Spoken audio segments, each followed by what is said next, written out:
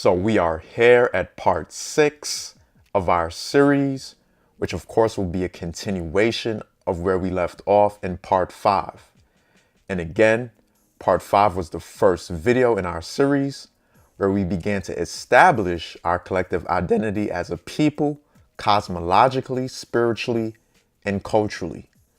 So this is why part 5 is called the turning point of our series, information-wise, as it's where we began to slowly but surely break down our collective identity as Afurakan, African people, cosmologically, spiritually, and culturally, which of course we're going to continue to build on and demonstrate even further here in part 6.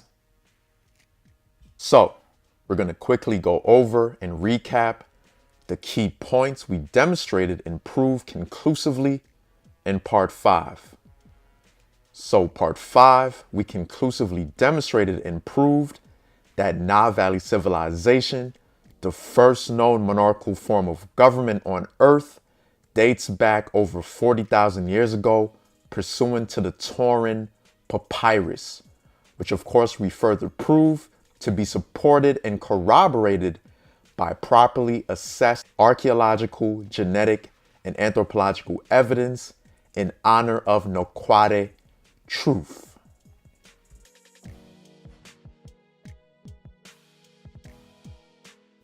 So in part 5, we also played the audio tracks based on numerous primary texts from ancient Kamit, so-called Egypt, alongside HD video footage of number 1, elucidating the creation of the universe, number 2, our collective identity and functions as Afurakan people, number 3, the origins of the Eurasians, and number 4, the divine order and functions of the goddesses and gods via a Jirafo of the Akwamu Nation in North America.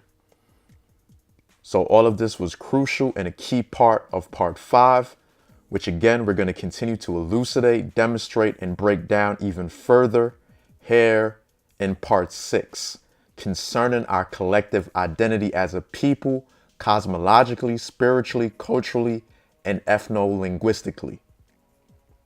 So this is what we're going to continue to build on, picking up where we last left off in part 5.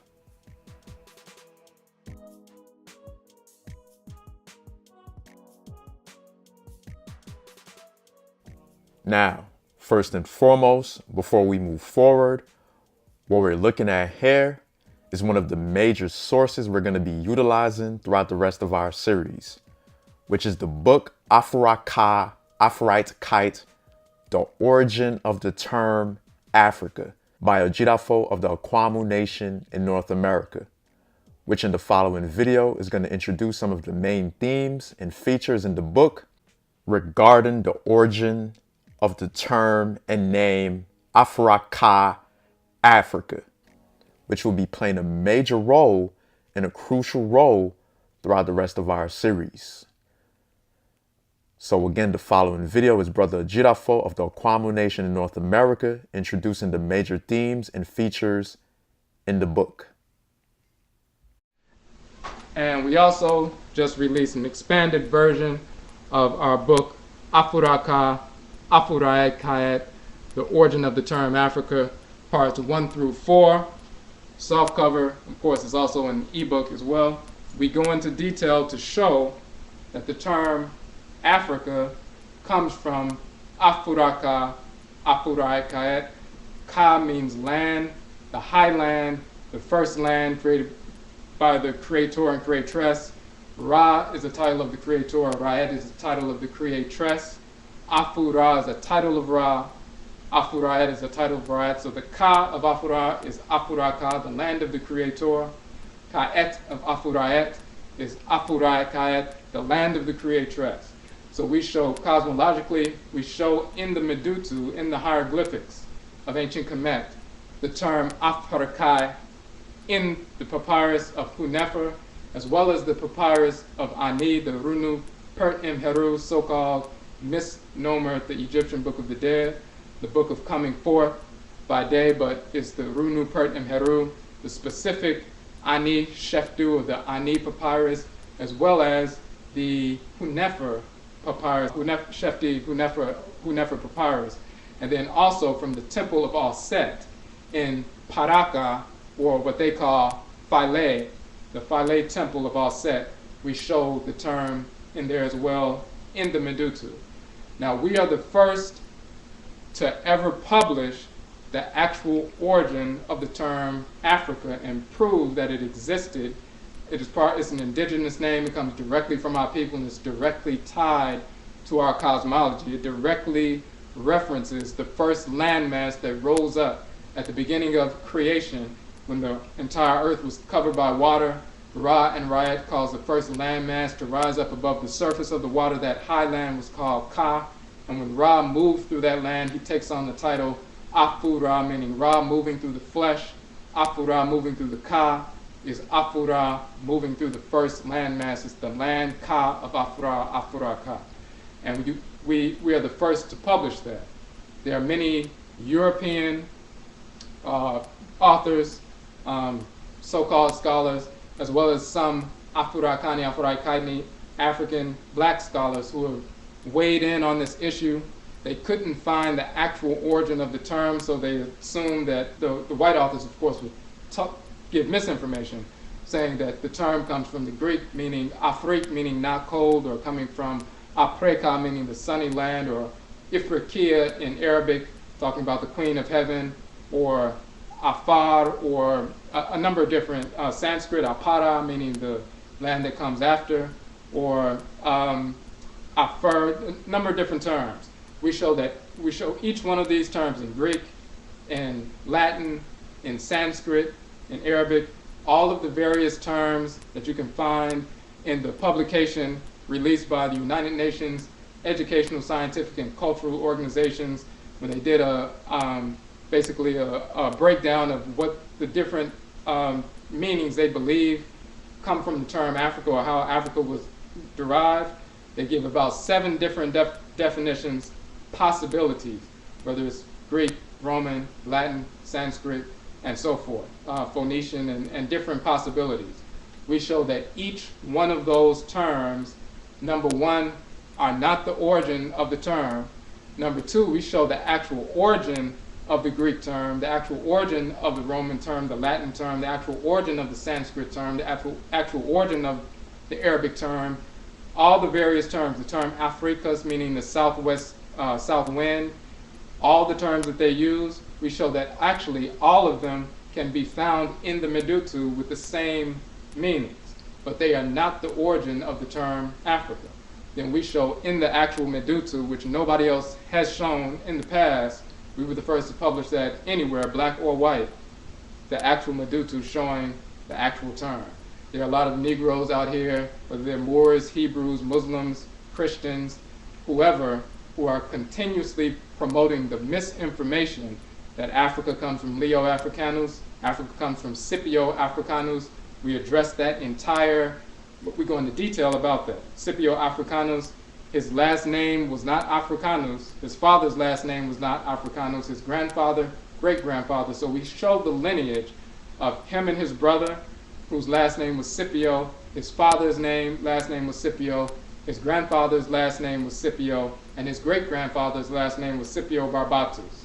It wasn't until Publius Cornelius Scipio invaded Afuraka, to Africa, and took over a portion of the northern part of the continent, winning that battle, that he took on the name after that, Publius Cornelius Scipio Africanus.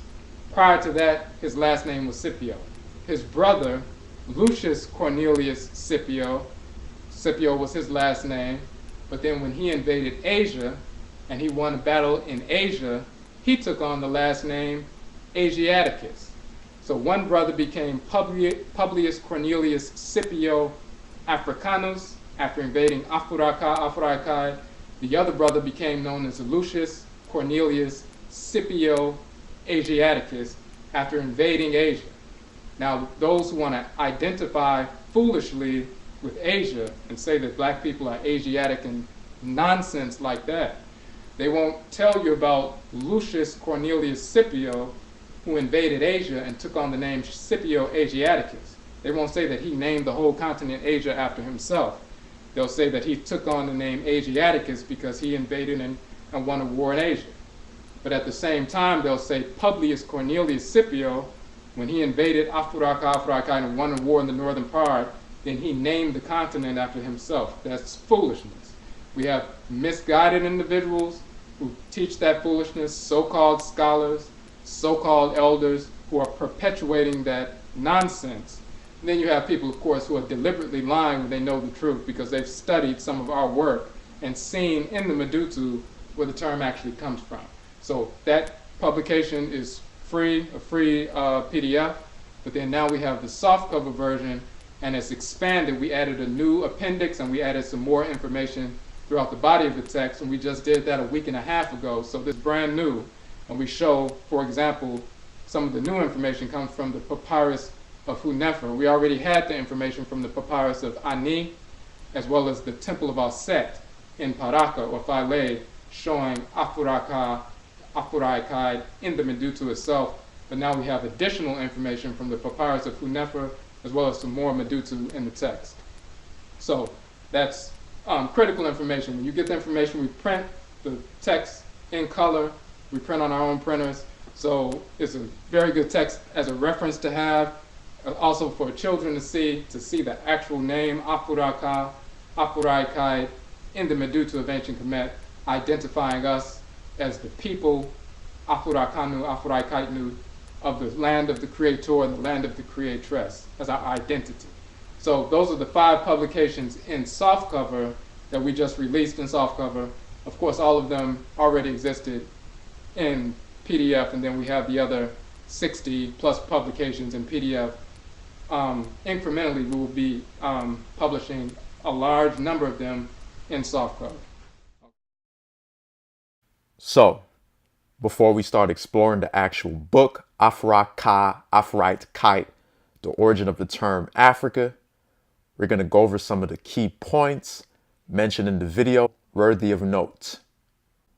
So he mentioned in the video that the Akwamu Nation in North America was the first to ever publish the actual origin of the term Africa.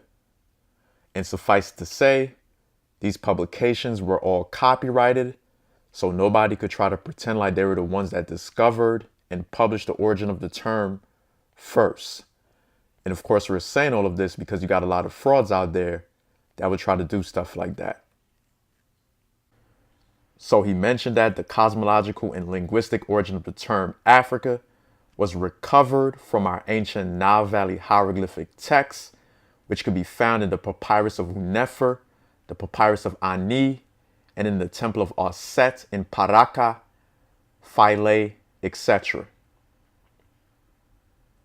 So these are the actual sources where the actual term could be found, also inscribed and carved in stone.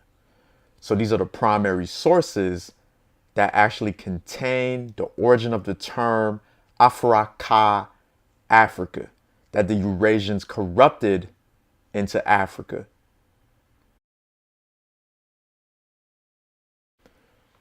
So speaking of Eurasians, he also said in the video that Eurasians, namely modern European authors, so-called scholars, continue to promote false etymologies of the name Africa, tracing it back no further than Indo-European and Semitic languages via Sanskrit, Greek, Latin, Arabic, etc.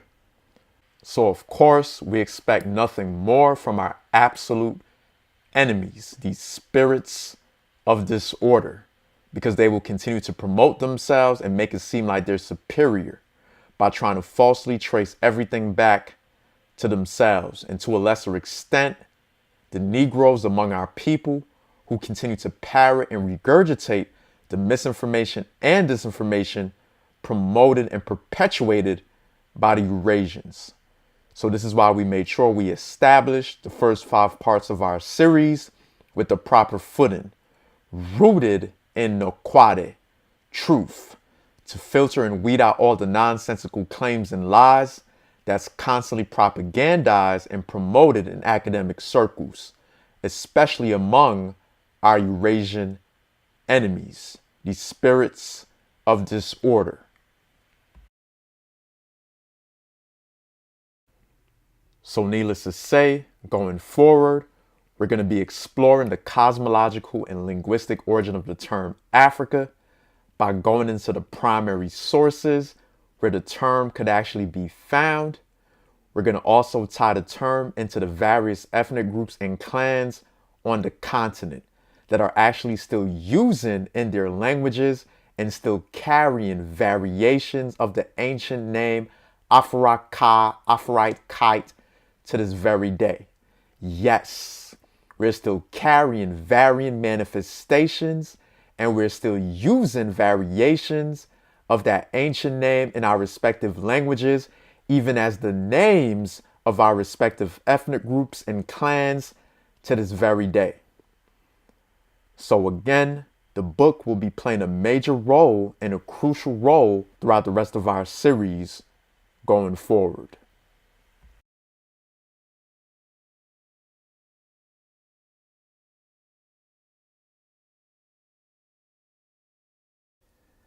Now, what we're going to also be dealing with heavily throughout the rest of our series is the hieroglyphic language of ancient Kamit, called the Medu-Ntr, which is translated to mean the divine words of the goddesses and gods when spoken, and the divine writings of the goddesses and gods when written. So this ancient language was a divinely inspired pictographic language and writing rooted in our ancient cosmology as it relates to the divine forces in nature creation, the goddesses and gods themselves who taught us and revealed to us writing.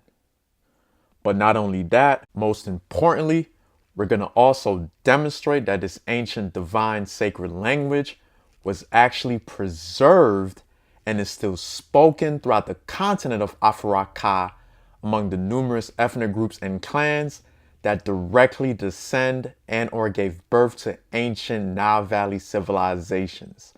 Yes, our people are also still speaking this ancient language to this very day. So, what you're looking at is the actual ancient Medutu, the hieroglyphic alphabet script, which is, by the way, the actual source for all Eurasian writing scripts, aka alphabet scripts on Earth, which includes Greek, Latin, Hebrew, Arabic, Sanskrit, and of course English, whose scripts are merely corruptions with many omissions that was stolen directly from our ancient hieroglyphic writings of ancient Kamit. So these are fundamentally and basically the ancient alphabet symbols or glyphs that represents the sound value of the letters in the English alphabet. So again, definitely take a look at this. Please screenshot, study, or take notes so you could follow along as we're going to be extensively translating and transliterating our ancient language as it relates to its modern contemporary expressions on the continent.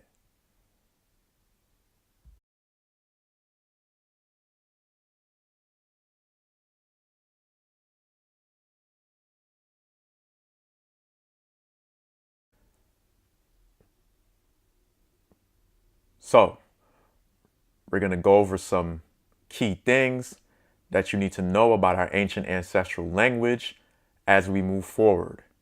So again, get out your notepads or devices. So now's the time, if you haven't been taking notes already, which you should have already been taking notes, now's the time to actually take notes and pay very close attention because we're going to be dealing with a lot of linguistic implications that you're going to need to know and understand as we move forward in our series. So in the ancient Medutu, the hieroglyphs, the letter U suffix at the end of a term denotes plurality. Therefore, the U suffix placed at the end of a term denotes more than one. So this is equivalent to the English suffix S for words like cans, dogs, bats, etc. So in ancient Kamit, in the ancient Medutu, the hieroglyphs, the letter U was the suffix that denoted plurality, which is equivalent to the English suffix S, the letter S, for words like cans, dogs, bats, etc. So the U was the suffix that denoted plurality in the ancient Medutu.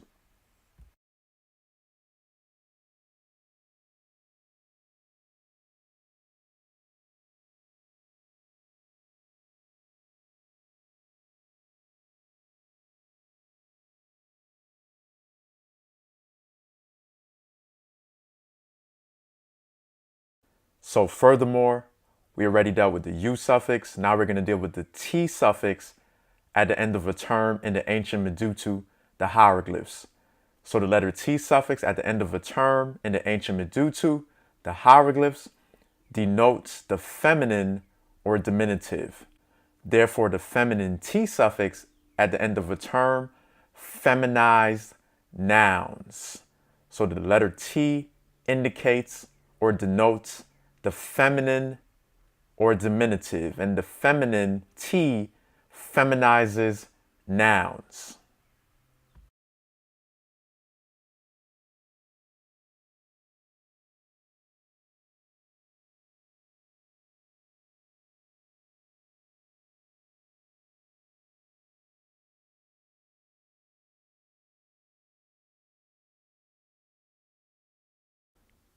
So another crucial and key thing to know is that in the ancient Medutu, the hieroglyphic writing, the vowels were typically excluded by the ancient scribes. So due to the typical exclusion of the vowels by our ancient scribes, as a convention in the field of Egyptology, as a convention in the modern field of Egyptology, Egyptologists arbitrarily inserted an E between the consonants of the unknown vowel sounds. So modern Egyptologists, as a convention in the field of Egyptology, arbitrarily inserted an E when they were uncertain and unsure of how certain words were vocalized and pronounced. So they put an E between the consonants of the unknown vowel sounds because the scribes typically excluded the vowels. Now, what's key, however, is that the only time we actually see vowels in the ancient Kemetu Egyptian writing script was during the Coptic dialect. And the Coptic dialect is a dialect of ancient Kemet that came into usage roughly 2,000 years ago. So circa 2,000 years ago was when the Coptic dialect came into usage in ancient Kemet, which was the only time we prominently saw vowels or see vowels in the writing script.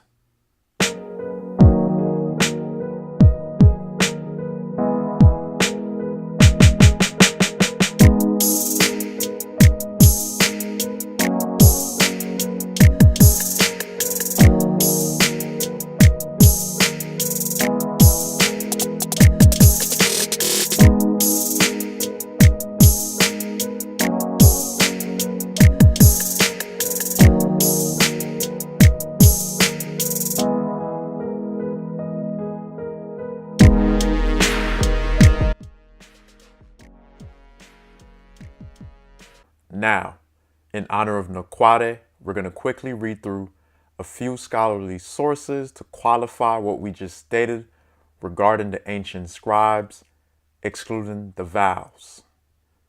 So Dr. Raketi Amen, which is a sister and an Egyptologist, she went on to say, there were many different dialects, and our emphasis in languages spoken in ancient Kemet along the Hapi Itru, the Nile River, from time immemorial.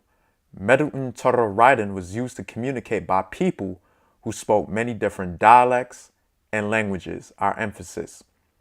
The picture words meant the same to everyone no matter what dialect they spoke. The vowels were not written in Medun Torah.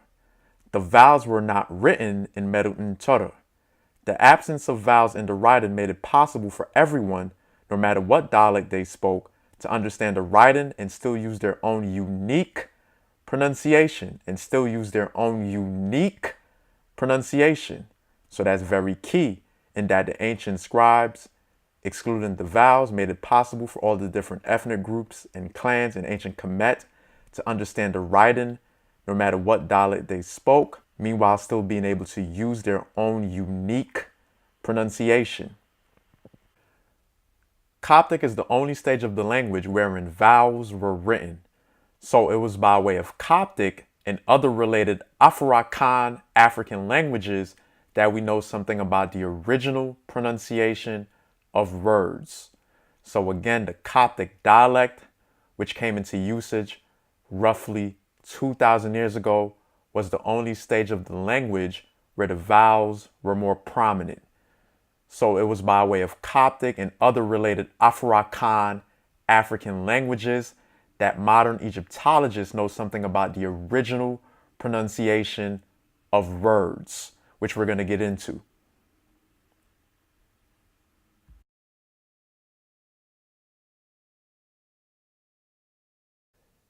So we're going to read another source that complement the one we just read.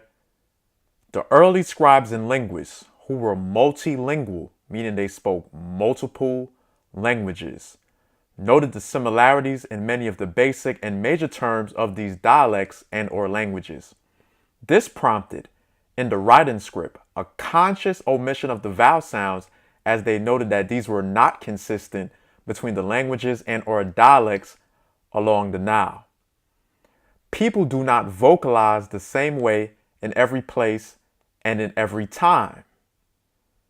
So let's read that again. People do not vocalize the same way in every place and in every time, meaning people don't pronounce or accentuate words the same exact way in every place and in every time period. Vowels change in any language, even from person to person and from place to place. So let's read that one more time. Vowels change in any language, even from person to person and from place to place.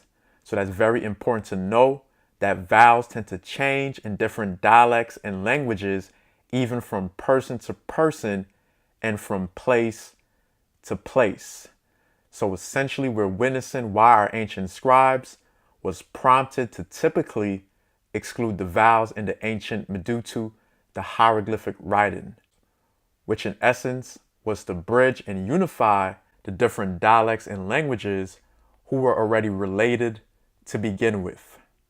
So because our people originated and remained along the Nile for tens of thousands of years, speaking these related dialects and languages, who shared the same consonantal roots and structures, we decided to create a national script and language in ancient Kemet that represented and reflected all of the already related dialects and languages that our people spoke.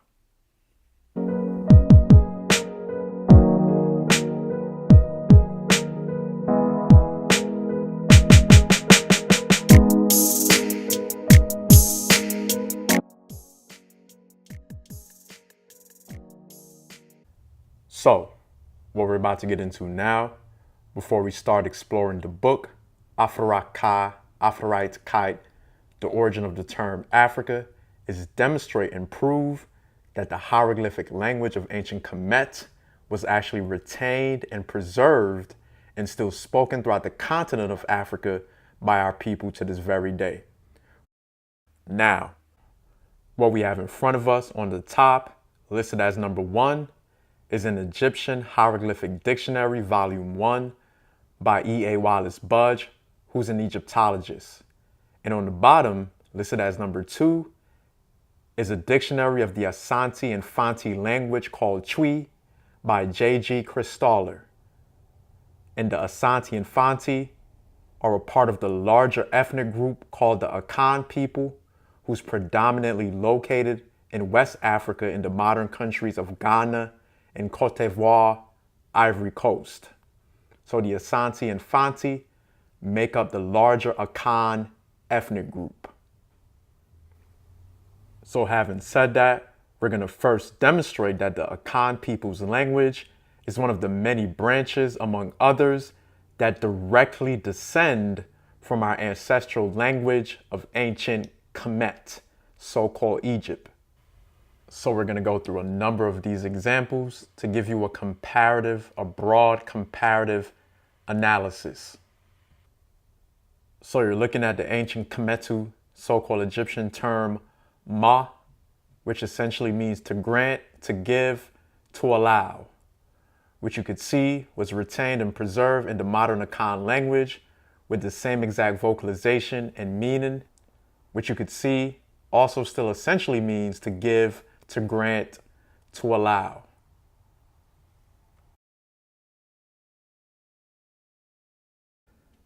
So next we have the ancient Kemetu term mine, which means to twist, to turn around. Again, you could see the term still exists in the Twi Akan language with the same vocalization and meaning, which is also to turn, to go aside, as in turning somewhere. So we're fundamentally talking about turning. So the average person, the layman, will look at this term and think that it's pronounced man because of the way it's spelled, but it's actually pronounced and vocalized mine, which is the way it's vocalized in the Akan language. So it's not man, it's mine, mine.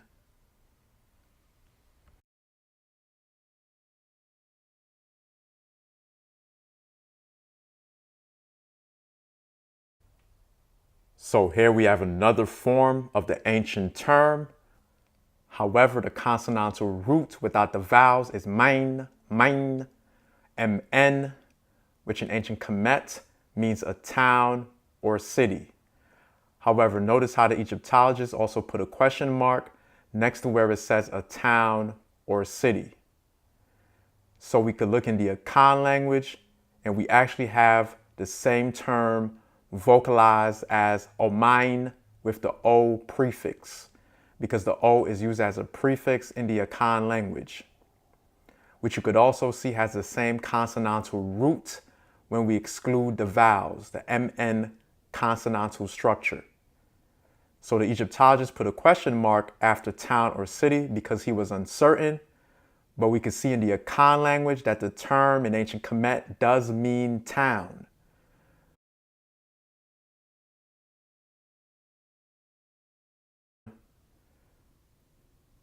Now, not only does the term mean town, which you could see now here under the complete definition, but it also references a nation, a political body, a state. So we're seeing in the Akan language the actual full definition of the term still being used and preserved.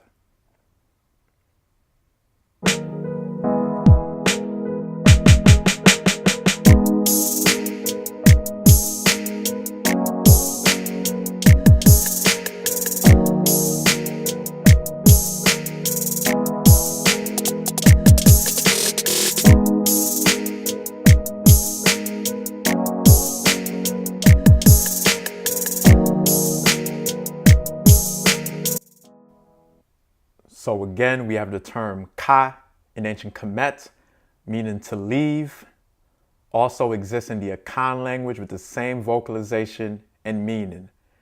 Ka in Akan also meaning to leave something, to let it be left alone, to leave.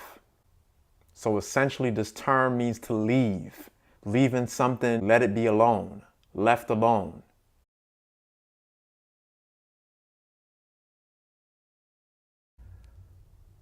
Our next term is kai, meaning to think out, to speak, to say, to call out, to tell. So in essence, we're talking about speaking, calling out, telling.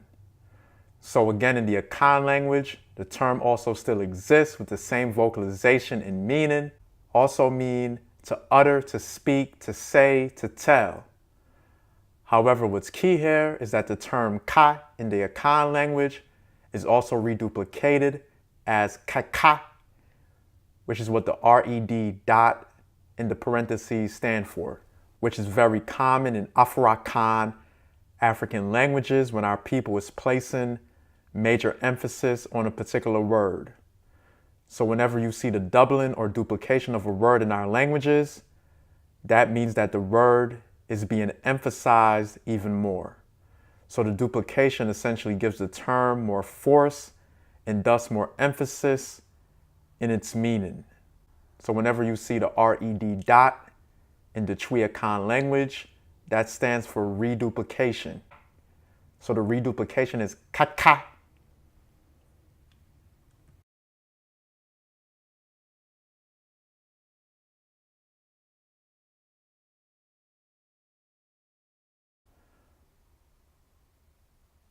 So you're looking at the term kas in ancient Kamit, which means to chatter foolishly, to jest.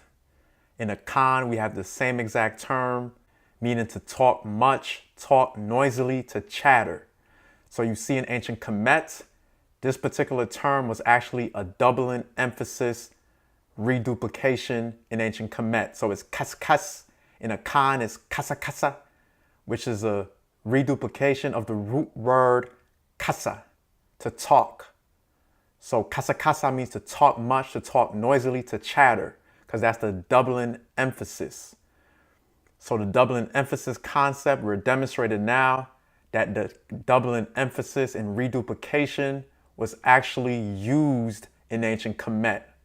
So this is one of the ways how you could tell that the ancient Kemetu people were an African people, because the doubling emphasis is something that you find throughout the entire continent of Afuraka, Africa, to this very day.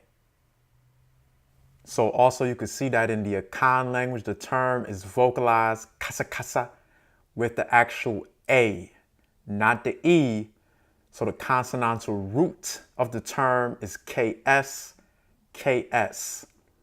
So the proper vocalization is kasa with the actual A, not the E. So the Egyptologists arbitrarily inserted the E because they were uncertain how the word was vocalized and pronounced. So we have the proper vocalization and the doubling emphasis in the Akan language.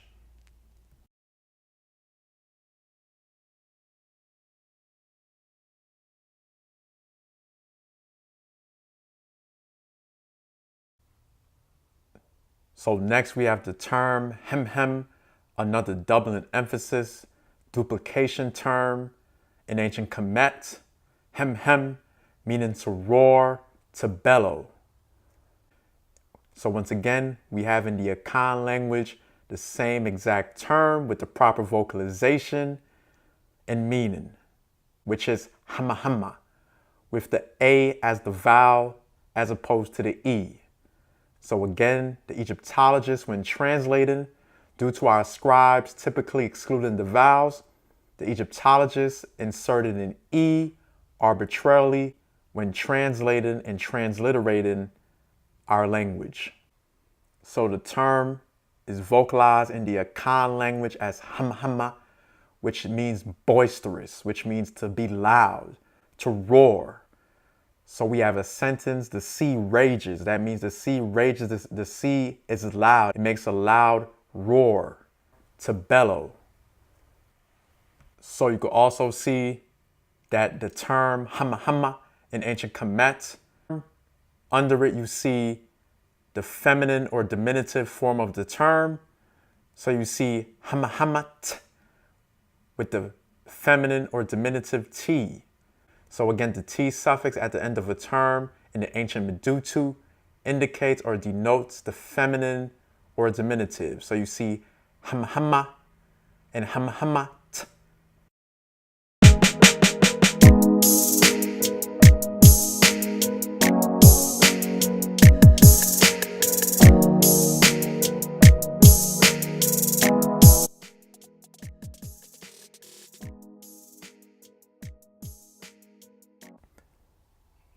So here we have the term per in ancient Kemet, which simply means to go out, to go forth, to go away, to leave one's country, coming and going, which is essentially talking about traveling. So again, the term also exists in the Akan language with the same exact vocalization and meaning, which is vocalized per, meaning to go, walk, or travel. So as you can see, This time the Egyptologists got the E vowel placement correct, as it's vocalized the same way in the Akan language. So as you can see, sometimes the E, the Egyptologists inserted between the consonants of the unknown vowel sounds, were actually correct. Meanwhile, other times they were not correct, as also shown in our previous examples, specifically with the Akan terms hamma hamma and kasa kasa. So again, the only way to properly determine if the vowels the Egyptologists place within the consonants of the unknown vowel sounds is correct is to actually consult with the living language that our people still speak, as we're demonstrated and proven here with the Akan language. So it's only through this particular method of our Afurakan African languages, or if the term still exists in the Coptic dialect, we can actually properly determine the proper vocalizations and pronunciations of words. Otherwise, the Egyptologists are merely guessing. So it's a guess on their part. So we have the proper vocalizations in our African languages, which we're demonstrating here.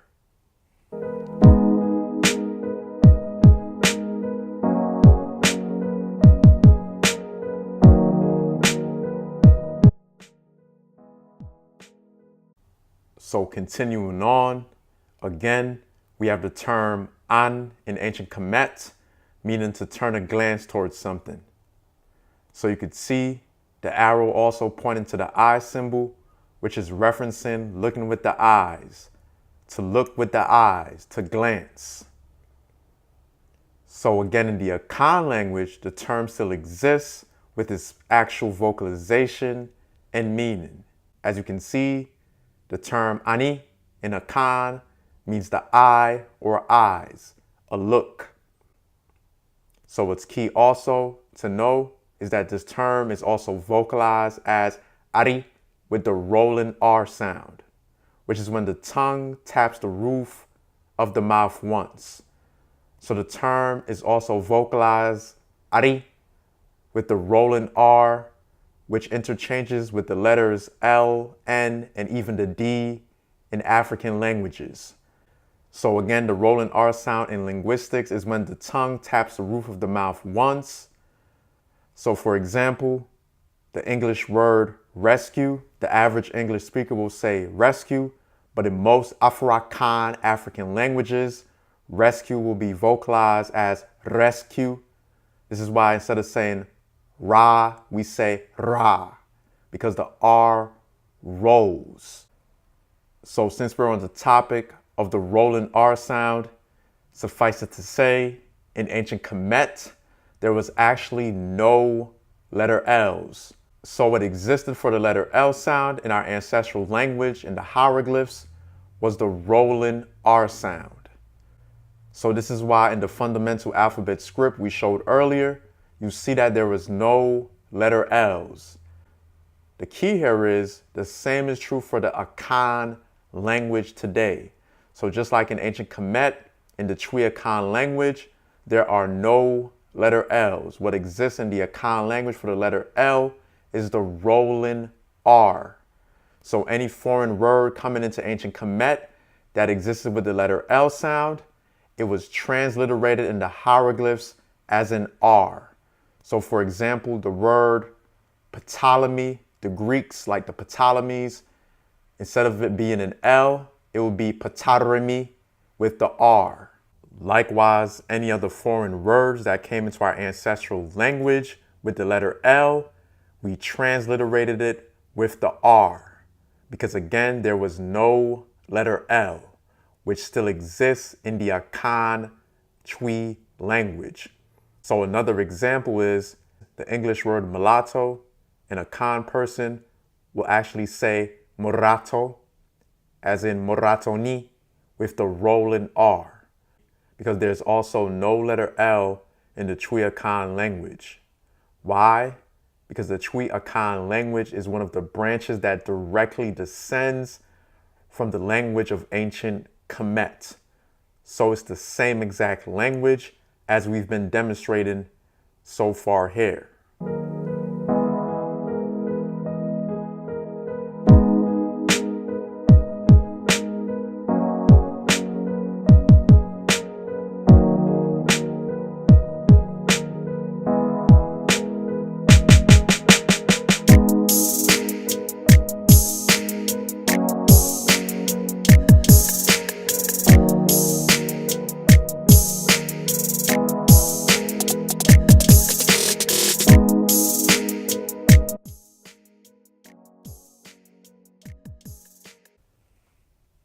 So now we're looking at the term san from ancient Kamit, meaning to turn back. So again, you can see the term retained and preserved in the living Akan language with its vocalization and meaning, which also means to turn or go back. And by the way, this term san actually makes up a part of the very common and popular Akan term sankofa. So you have a lot of people talking about sankofa this, sankofa that, but have no idea that the term actually derives from our ancestral language of ancient Kamit, which we're going to further demonstrate now.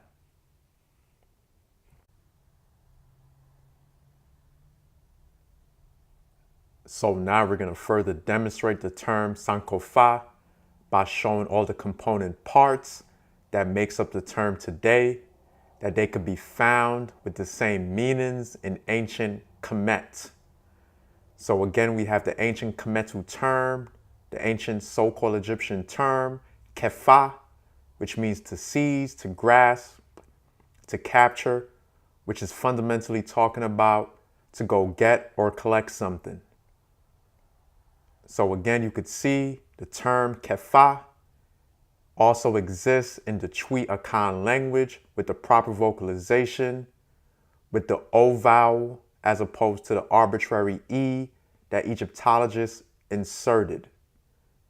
So in the Akan language, the vocalization is kofa, which of course references to fetch. Fetching of course means to go get something and bring back, which again is talking about to go collect something, to get something. So here again, you can see another example of the term in the Twi Akan language, compounded with the term bere as kofa bere, again referencing to go take, to go fetch something, i.e. I can be sent on errands, which of course is why the term in ancient Kemet references to collect taxes, because they're collecting something, you're going to get something, which is why in ancient Kemet it references that also.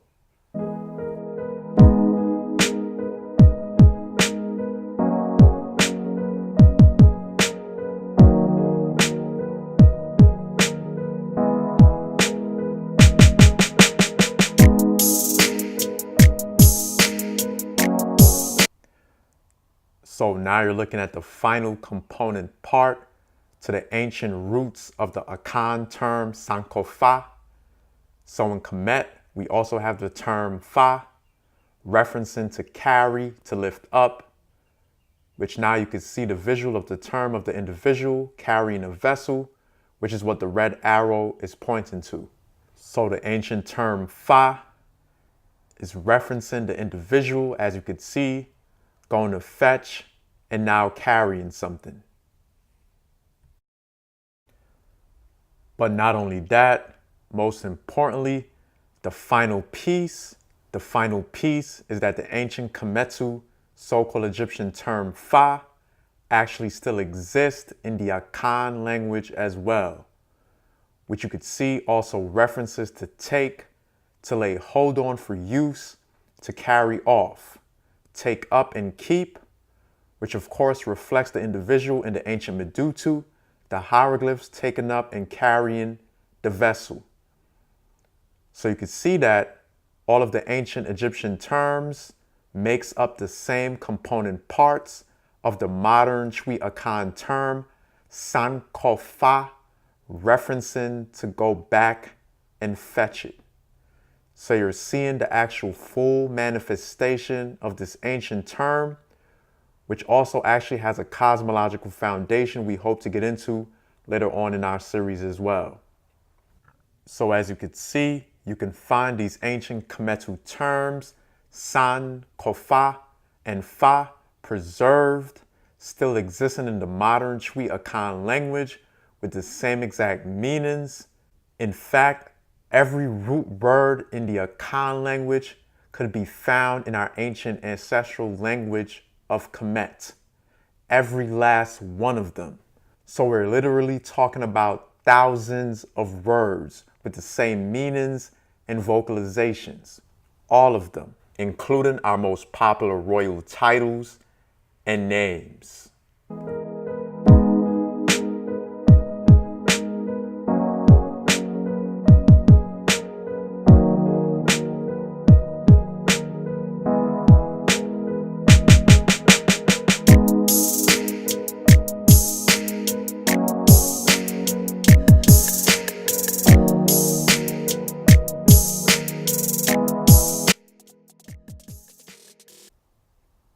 So now we're going to close out our comparative linguistic analysis of the Akan and our ancient ancestral language of Kamit. So again, here we're looking at the term kom from ancient Kamit, which essentially references to bend, to bow, to submit. However, when written without the vowels, the term kom is spelled KHM. So the average American English speaker and layman will more than likely read this term and think it's pronounced as kam or cam. But to determine the proper vocalization, again, we have the term still existing in the living Akan language with the same meanings, which is vocalized, pronounced as kom, also referencing to bend, to bow.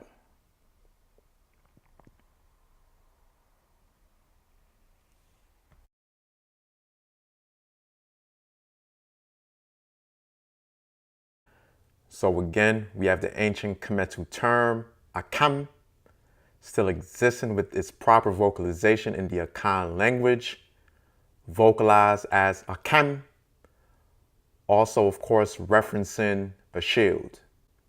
Also note that the Akan term akam is also vocalized as achem by some modern Akan speakers as well. So again, you could see the same consonantal structure of this ancient term akam, as the Y is also considered a vowel sometimes as well. So we're showing you the same ancient consonantal KM root, which is sometimes written as KHM as well.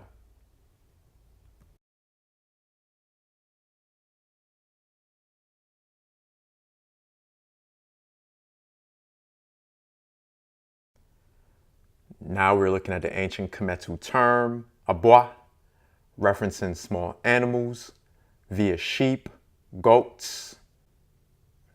So essentially we're talking about animals. So again, we have the term still existing in the living Akan language with its actual vocalization, abois, also referencing animals via beast, creature. So again, we're talking about animals.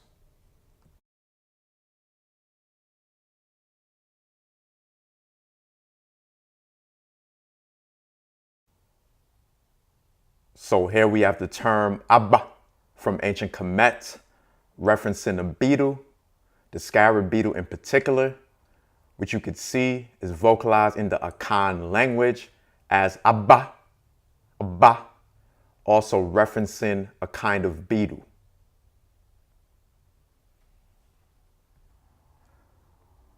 So what's key to pay close attention here going forward is what we're going to show and demonstrate is that all of these various ancient Kemetu Egyptian terms with the B consonantal structure still exist in the living Akan language with the same exact meanings.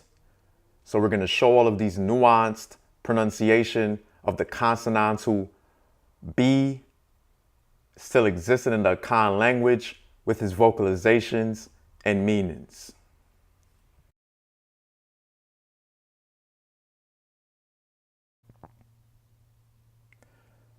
So you're looking at another ancient Kemetu term written with the consonantal root with the letter B, the term ab, fundamentally referencing the heart, desire, courage, etc.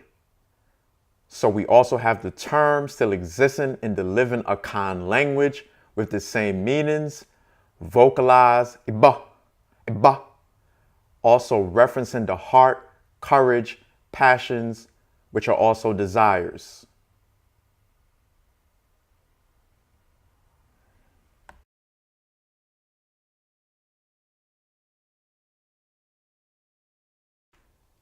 So our next ancient Kemetu consonantal root term with the letter B is two variants of the term ab and abba, meaning to open. So again, in Akan, the term is vocalized as ba, to open.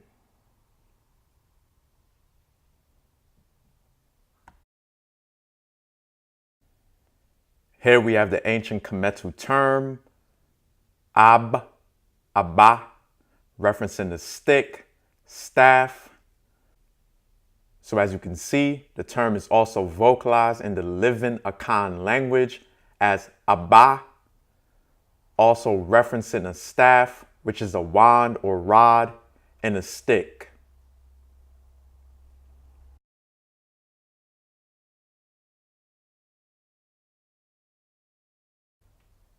So here we have another form of the ancient term with the consonantal B root, bite, this time with the feminine T, again referencing a stick.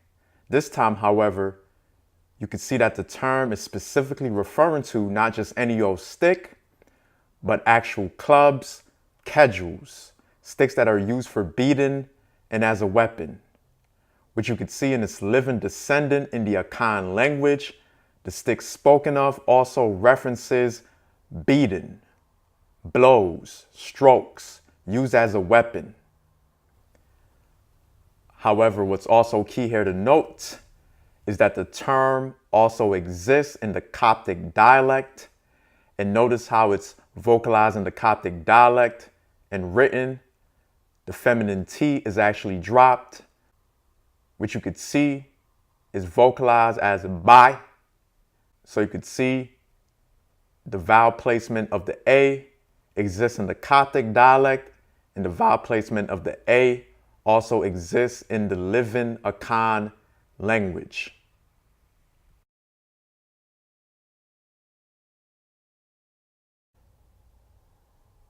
So again, we have another ancient Kemetu term with the B consonantal root, essentially meaning to plow, to dig, etc. So in the living Akan language, the term also still exists, vocalized and pronounced as ba, also referencing to dig, to plow, etc.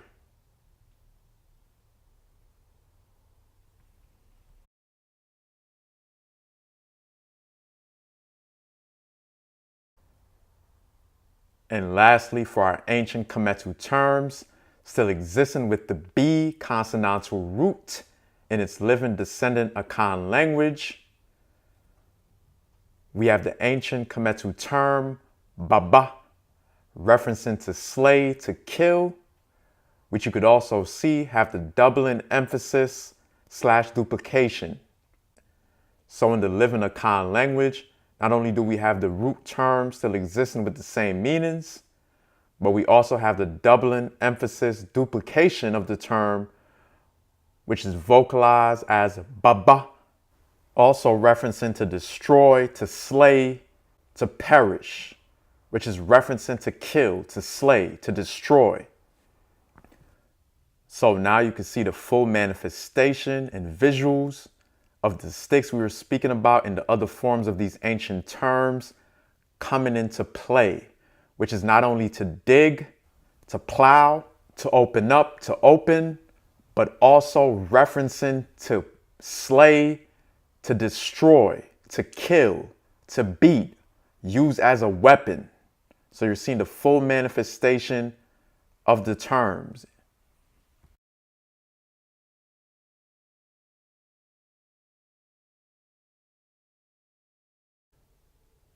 So our last ancient Kemetu and Akani term, before we get into our comparative analysis with other ethnic groups on the continent, is the ancient term merra, meaning weak, wretched. So as you can see, the term still exists in the living Akan language, also vocalized as merra, also meaning weak, feeble, sickly.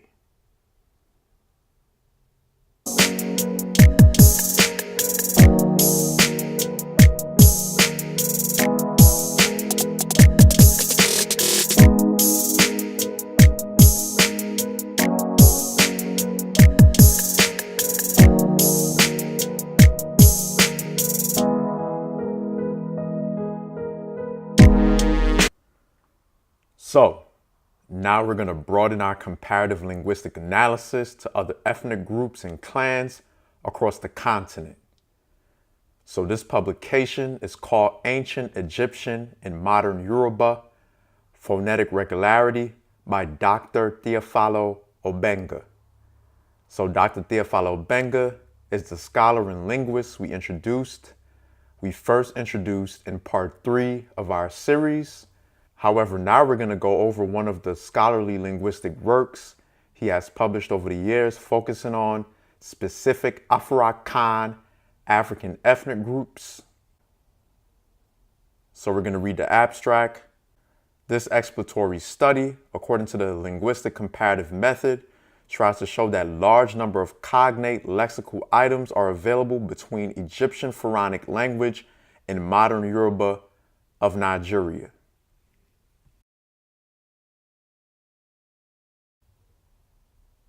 Egyptian and modern Yoruba are cognates on the basis of regular sound correspondences. Here are some of the linguistic relationships between ancient Egyptian pharaonic Lower Nile Valley and Yoruba, Nigeria, West Africa on the level of lexical frequency, and the same consonantal structure does appear, focusing on initial consonant system. So this is what we're going to get into.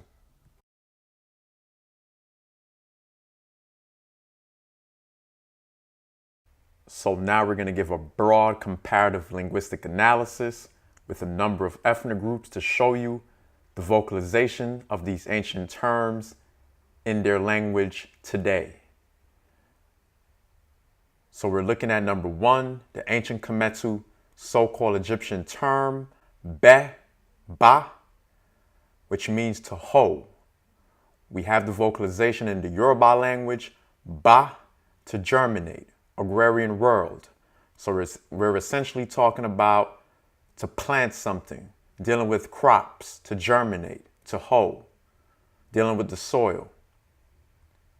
So number 2, we have the ancient Kemetu term, bu.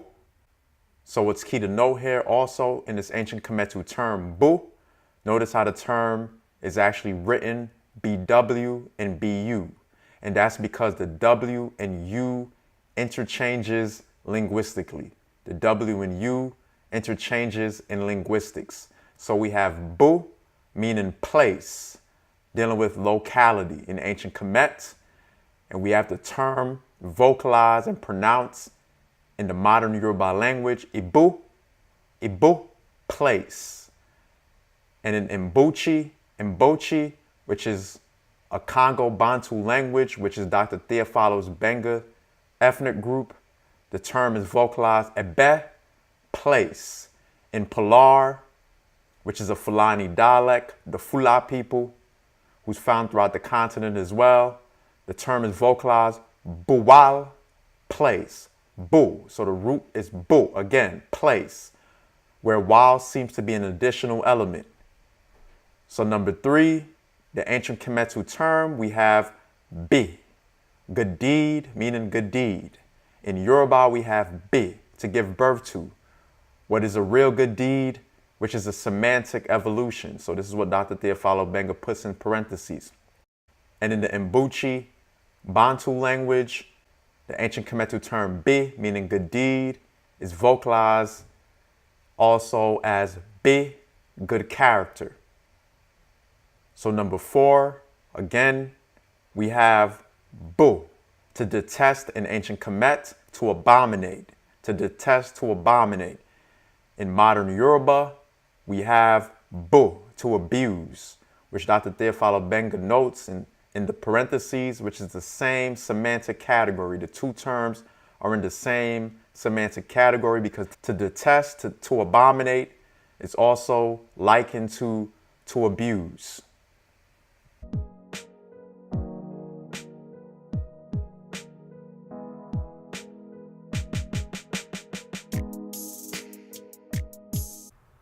So again, number 5, here we're looking at the ancient Kemetu so-called Egyptian term, bes, to initiate into. In Yoruba, we have the vocalization, bosi, to bless. Initiation is blessing. Number 6, in ancient Kamit, we have the same consonantal root, bus, meaning secret. In Yoruba, we have the vocalization, base, secretly. In the Mbuchi Bantu, baso, very secret, initiation. Number 7, in ancient Kemet, we have the same consonantal root. We have bes, besa, referencing to protect. In Yoruba, we have the vocalization, busa, to honor, to respect. To respect implies care and protection in African civilizations. In the Mbochi Bantu, we have Mbosa, he who is honored and respected for his protection. So number 8, we have the ancient Kemetu term, but, emmer. So notice in the Coptic dialect, the ancient Kemetu term, but, is actually vocalized bate, bati, meaning barley. So the term is referencing corn, referencing barley in Coptic.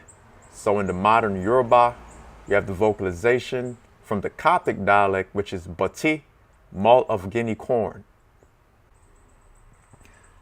So what's key to notice here is notice how the term is vocalized and written in the Coptic dialect, which again is the late dialect that came into usage towards the end of ancient Kemet, towards the end of the civilization. So we see that we also have the Coptic forms of these ancient Kemetu terms still existing in our languages today. So essentially this means that us having both the Old Egyptian and Late Egyptian forms of these ancient Kemetu terms in our languages today shows that many of us actually migrated from ancient Kemet and Nubia during the Coptic period, which was around 2,000 years ago. So this is what this indicates, us having the Old Egyptian, Middle Egyptian, and the late dialect, which is the Coptic dialect forms of these terms in our Afurakan languages today, indicates that we actually, many of us migrated during the Coptic period, roughly 2,000 years ago.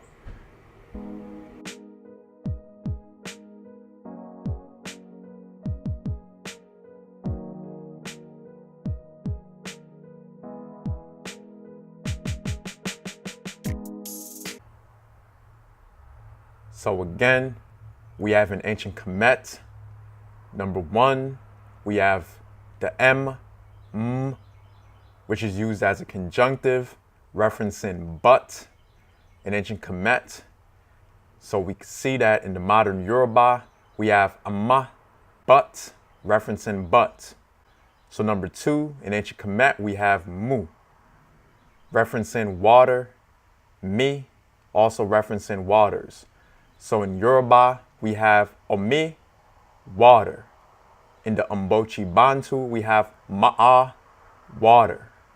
Number 3, in ancient Kemet, we have ma'a, to see, to look.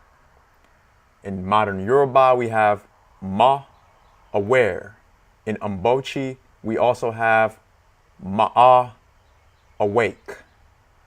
Number 4, in ancient Kemet, we have am, to know, to understand. In the Coptic dialect, we also see that this term am, to know, to understand, is eme, emi, imi. So in modern Yoruba, we have the vocalization as ma, to know, to understand also. Number 5, in ancient Kemet, we have again, mi, take, referencing an imperative. In the Coptic dialect, we have ma. So in Yoruba, we see the term is vocalized mu, to take. In the Mbochi Bantu, ma, to take, imperative. So we have mi in ancient Kemet, to take, an imperative, and we also have mu and ma, to take, and an imperative in the modern Yoruba and the Mbochi Bantu. So you can see from the previous examples we showed was from the consonantal root of the letters BS in ancient Kemet, and now we're showing the consonantal root of the letter M. So we could see the actual vocalization in our modern African languages, as these languages are directly descendant from ancient Kamit and Nubia.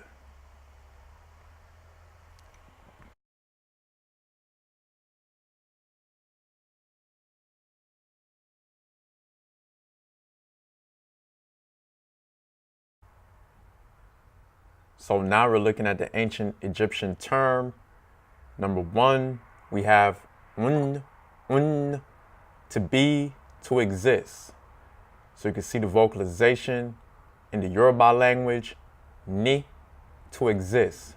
In Wolof, in Senegambia, the term un from ancient Kemet, to be, to exist, is vocalized ne, to be, to exist. In Common Bantu, the term is ni, ne, na. Number two, in ancient Kemet, we have the term ini, to bring, to fetch. In the Coptic dialect, the term ini from ancient Kemet is written as ine, eni, ni. So in Yoruba, we have the vocalization as ona, to access. In Mbochi Bantu, we have ane, path, way of bringing. So number three, we have anu, the city of the pillar. In Greek, it's called Heliopolis, the city of the sun. And of course, in the fictional Bible, it's called the city of An because they corrupted the term anu, from our language. So anu, the city of the pillar in ancient Kemet, is vocalized in the modern Yoruba as awuna, awan, pillar, column. So you can see Dr. Theophilo Benga also wrote that in Egyptian it's aun, pillar, and in Yoruba, awun, pillar, are morphologically and semantically identical.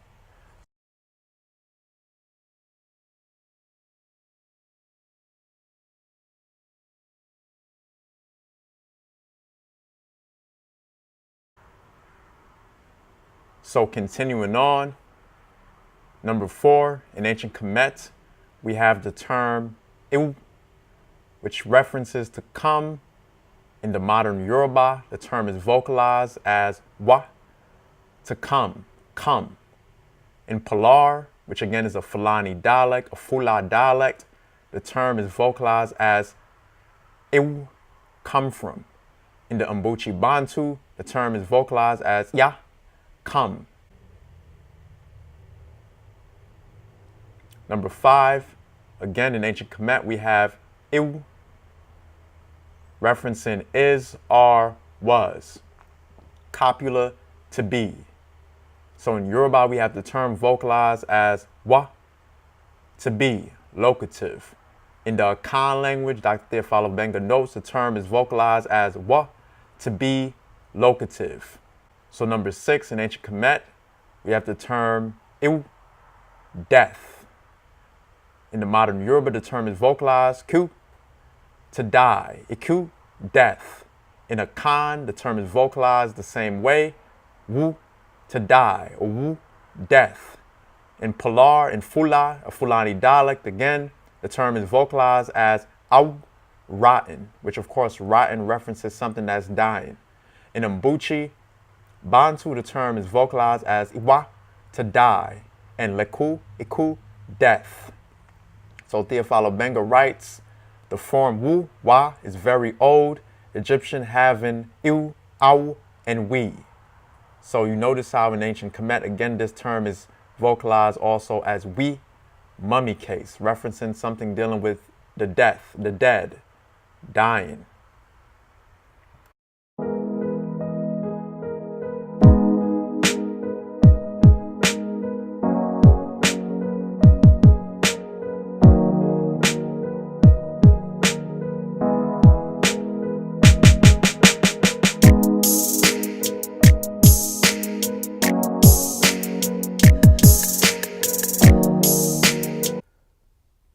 So continuing on, now we're going to read about what Dr. Theophilo Benga wrote concerning the terms aw and we in ancient Kemet, referencing the dead and death, which is what we just discussed.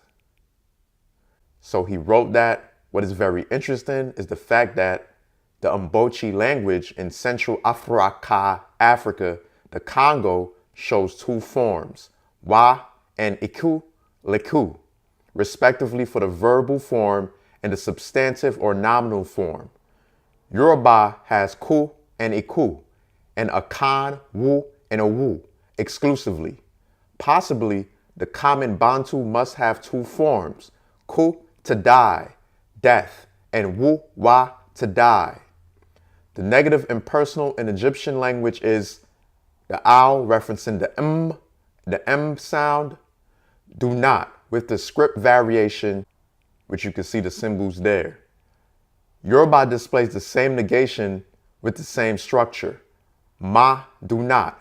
Akan confirms, ma, do not. This is a specific grammatical feature. In Egyptian, we have the and in Yoruba, we have ma, and in Akan, we have ma. Possibly the Egyptian was vocalized ma, do not. So then he went on to say, modern Afurakan African languages are the only languages in the world to help the vocalization of ancient Egyptian pharaonic language. Let's read that again. Modern Afurakan African languages are the only languages in the world to help the vocalization of ancient Egyptian pharaonic language. Of course, the contribution of Coptic to this thorny question of the vocalization of ancient Egyptian remains crucial. So this is what Dr. Theophilo Benga had to say regarding our Afurakan languages today. Dr. Theophilo Benga, who's a linguist, whose expertise is in linguistics.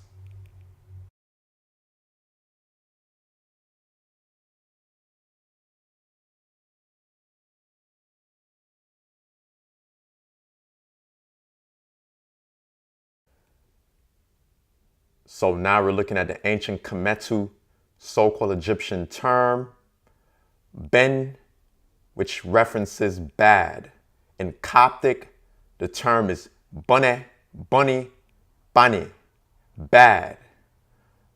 So we're going to read. Experts give Proto-Bantu be, bad, and Common Bantu be, bad. Yoruba, the term is ibi, evil. In Akan, the term is bunny, bad. So Dr. Theophilo Benga writes, nobody has never explained the N of the Akan bunny, bad. So you can see that the Akan actually retained the Coptic form of the term as well. So he says, nobody has never explained the N of the Akan bunny, which means bad. In other Atlantic Afurakan languages, bunny, bane, ban, buan, etc. So he says, to clearly perceive the problem, it is necessary to request Egyptian facts, which we just went over. In the ancient Egyptian, you have bin, bad. And then in the Coptic dialect, again, the late dialect of ancient Kamit, coming into usage circa 2,000 years ago, the term is bunny, bunny, bane, bad, which is retained exactly the same way in the Akan language as well.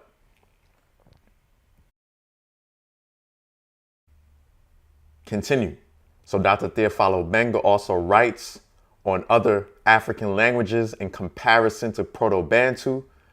So he says, ancient Egyptian, Coptic, and West Afurakan African languages, Akan, Bambara, Wolof, Pilar, Dogon, Songhai, etc., have B introduced in N. Bun, bin, bun, bunne, bunny, etc. Proto-Bantu, however, and Common Bantu are not able to explain the N of the Akan bunne, bad. So the method of presenting Common Bantu as comparative prescription can seriously blind researchers. So let's read that again. Proto-Bantu and Common Bantu are not able to explain the N of the Akan bunny, bad. So the method of presenting Common Bantu as comparative prescription can seriously blind researchers. The reconstruction, be, bad of common Bantu completely misses a native fact as the term bad in most Afurakan languages all over the continent. So this is what Dr. Theophilo Benga writes, in the fact that the common Bantu using that misses a key piece of this ancient Kemetu term bad, bone, which is preserved in the Akan and other African languages with the actual N consonant.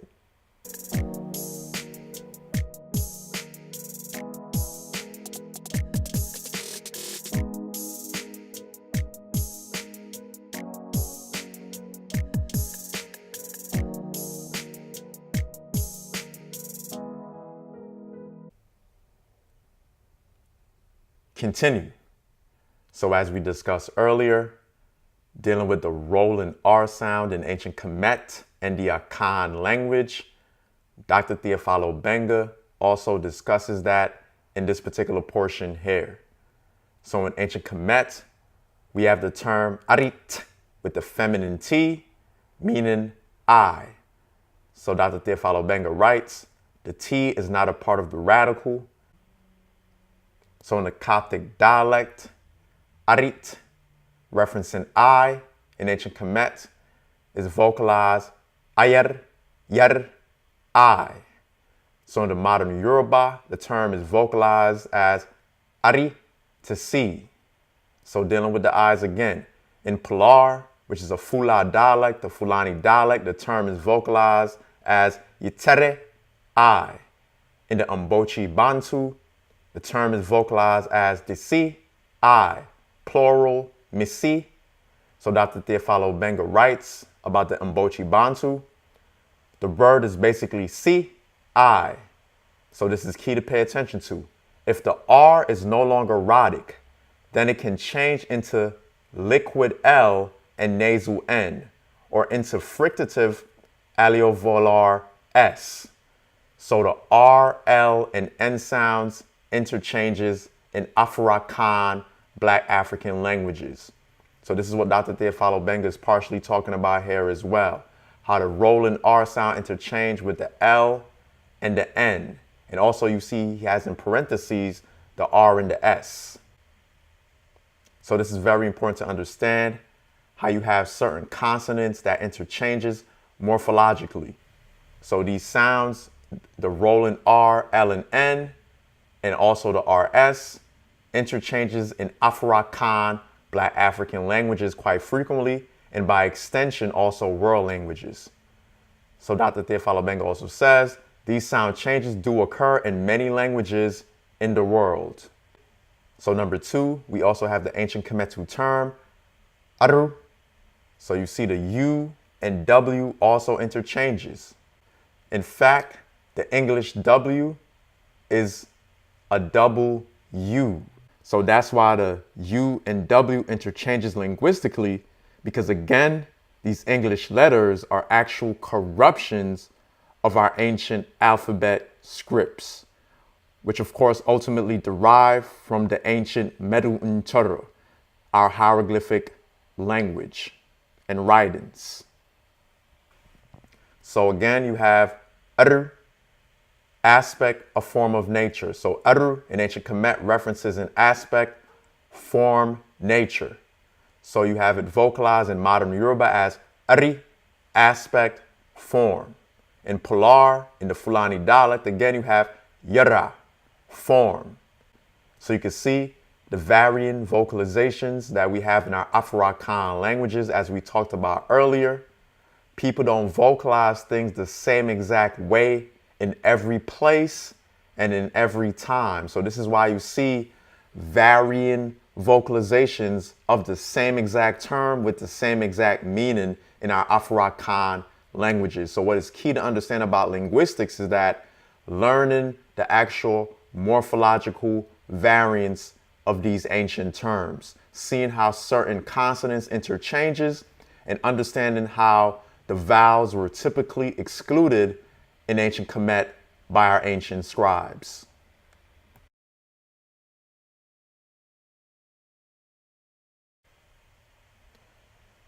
Continue. So number 3, in ancient Kamit, we have the term Ra, sun, day, time. In the Coptic dialect, the term is vocalized re, ri. So you see the R and the L interchanges again. So this is why you see in the parentheses the R and the L, because again, in ancient Kemet, there was no letter L. What existed for the letter L was the rolling R sound. So again, in modern Yoruba, the ancient Kemetu term Ra, referencing the sun, day, and time, is vocalized as Ru, to rise, as sun, to spring up.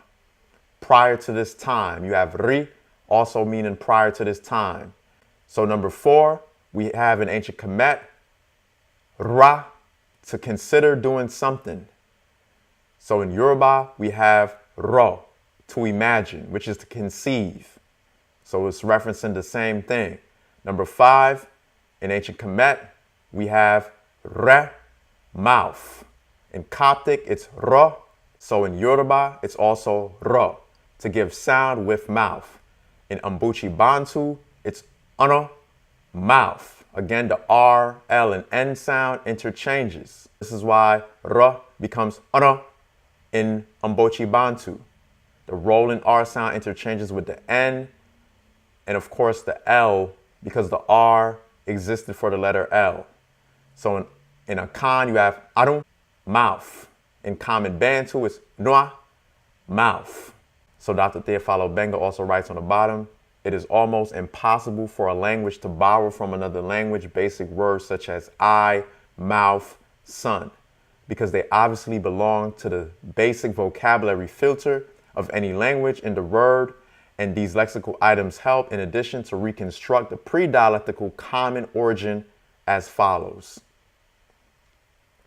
So essentially what he's saying here is that these ancient Kemetu terms referencing the eye, mouth, and sun, it is almost impossible for a language to borrow from another language, a foreign language, these basic words.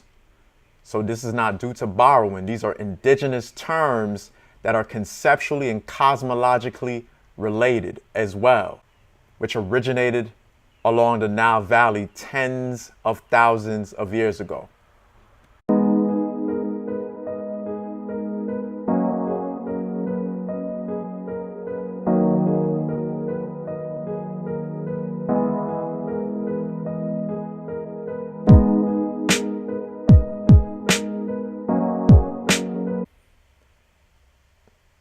So again, we have in ancient Kemet, so-called Egypt, the term Sa, referencing protection and amulet. Also, you have Sau, referencing a magician, medicine man. So in modern Yoruba, the term Sau or Sa in ancient Kemet is vocalized Sa, to apply medicine, healing, protection, in parentheses. In Akan, the term is Sa, to heal. In Mbuchi Bantu, the term is Isa, to heal. So you can see the term Sa in ancient Kemet is also still vocalized in our modern African languages in Akan, Mbochi Bantu, and Yoruba with the same meanings. So number 2, we also have Sa, knife, in ancient Kemet. So that term is vocalized as Sa, to make incisions with a ritual, knife in Yoruba. So you have in modern Yoruba Sa also referencing to make incisions. Of course, incisions entails using a knife via ritual.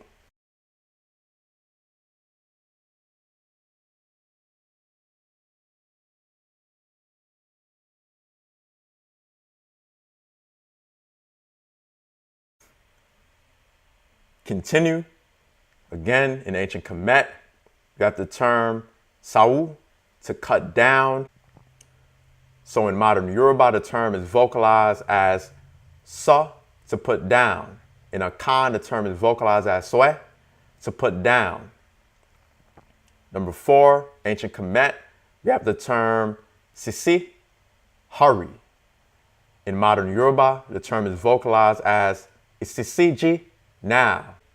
In Akan, the term is vocalized as sesiechi, now. In Mbochi Bantu, the term is vocalized as isisi, suddenly. So again, in ancient Kamit, the term sisi, hurry, is vocalized in Yoruba as isisichi, and in Akan as sesiechi, and in Mbochi Bantu as isisi, which all references suddenly, now, which is talking about hurrying. So number 5, in ancient Kamit, we have the term sin, to run, courier. So in Mbuchi Bantu, you also see the term is vocalized as usina, rush, speed.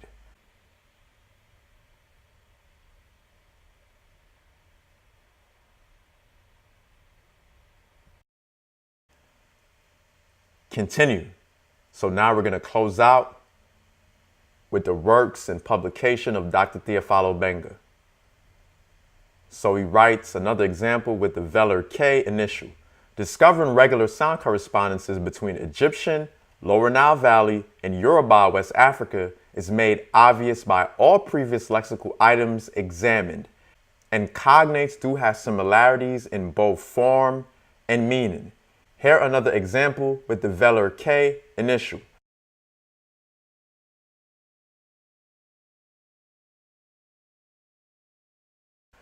So again, in ancient Kemet, number 1, we have the term KT, the consonantal structure KT, kt, pettiness, kt, small. In modern Yoruba, the term is vocalized as kere, kekere, small, little. In Akan, the term is kiti kiti, a duplication of kitty, small. So you can see in the Akan, we have also the duplication, referencing small. In Mbuchi Bantu, the term is ke, referencing small, little. In Proto-Bantu, the term is ke, referencing small. In Common Bantu, the term is ke, kike, referencing small. So number 2, in ancient Kemet, we have the term kau, darkness, night cloud, storm cloud. So in modern Yoruba, the term is vocalized as iku, ku, cloud. So number 3, we have in ancient Kemet the term ka, meaning to think about, is vocalized in the modern Yoruba.